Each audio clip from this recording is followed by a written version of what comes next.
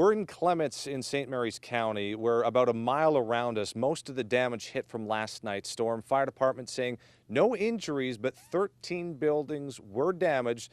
This barn behind me getting the worst of it. The question is, was this caused by a tornado?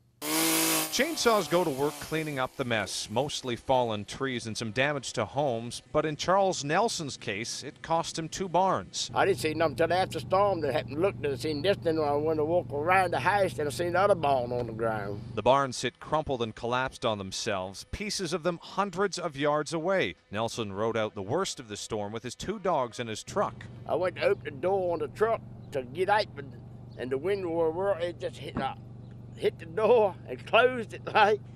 And then I tell you, me and my dogs were sitting in the truck. I was scared, but I couldn't get out. Across the street, Lawrence Swan and his son Logan took cover inside their home. I was scared in the closet. I guess the wind really got intense and the house started shaking, the power went out and everything. And if you keep following the debris, you'll end up at Lewis Morgan's house. Pieces of it torn off, thrown into fallen trees. Morgan says looking at the damage, it was probably a tornado. The other tree there that the top has been twisted out and broke out is going this way, and the tree there is pointing back this way.